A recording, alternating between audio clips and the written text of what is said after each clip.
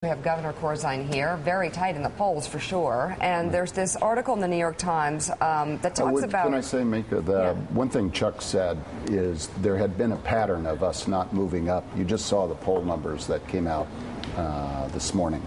And it's the first time we've seen my numbers actually break above 40, actually went into 44. We were bouncing around at 38, 39.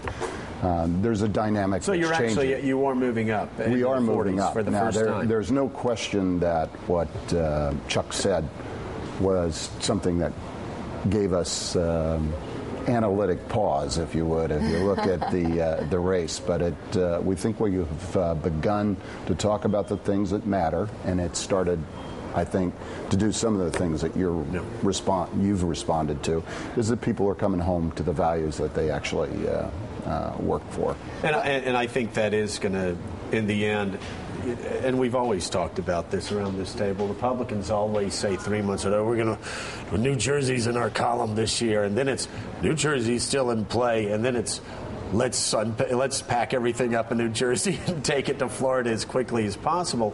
I think people are going to come home. New Jersey's going to go Democratic. I think Virginia's looking more and more Republican. Well, one of the interesting dynamics of this, and this certainly is an aggressive race on both sides, is the article in the New York Times that points out your ties to Wall Street, your Goldman Sachs ties, and how that maybe helped you get in, and now saying, today New Jersey's economy is reeling, Goldman Sachs' luster has dulled, and Mr. Corzine's greatest asset has become a political liability as he struggles to keep his job in November's election. Are you going to have trouble with this? You know, the premise of that is that New Jersey somehow is an island in an economic storm, when in fact we have a global problem, we have a national problem.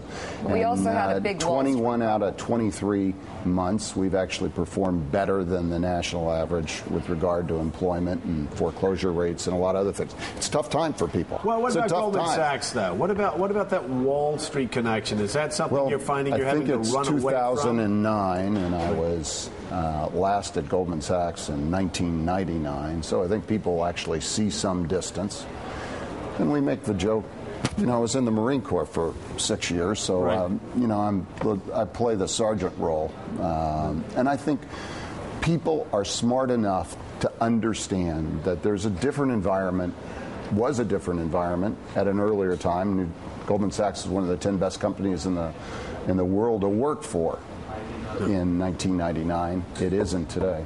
You know, Governor, a year ago there was a clear Obama factor in many state elections for the plus side. Is there an Obama factor this year? It's a plus. It's still a plus? In New Jersey, it's a clear, unadulterated plus in New Jersey.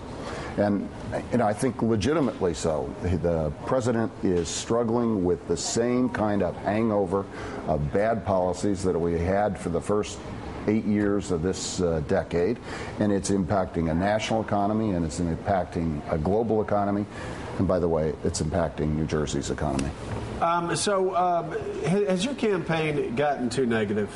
We look at these 30-second ads in New York, and man, it's one after another Joe, after another. We've been going to comparatives. Your opponent's not a bad guy, is he? We're working on comparatives. Is your opponent a bad guy? Does he love his country? Does he love the Garden State? Does he love his mama?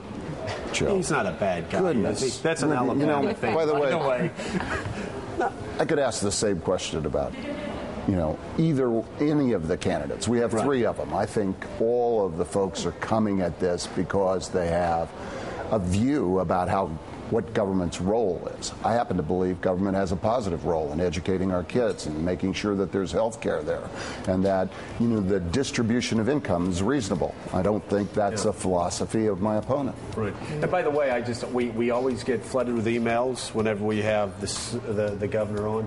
Why don't we have Chris Christie on? The answer is very simple, because he won't come on. We've asked him, and we ask you again, Christie. I don't know. I mean, my God, if you can't handle us, you can't handle Mike Farnicle. You sure as hell can't handle the state of New Jersey. Okay, so, Governor Corzine, thank you very much. Governor, thank you so much for being with us. And by the way, we apologize for Chuck Todd and some awful things he said. We do our best. Now, sometimes you get it a little off. There you go.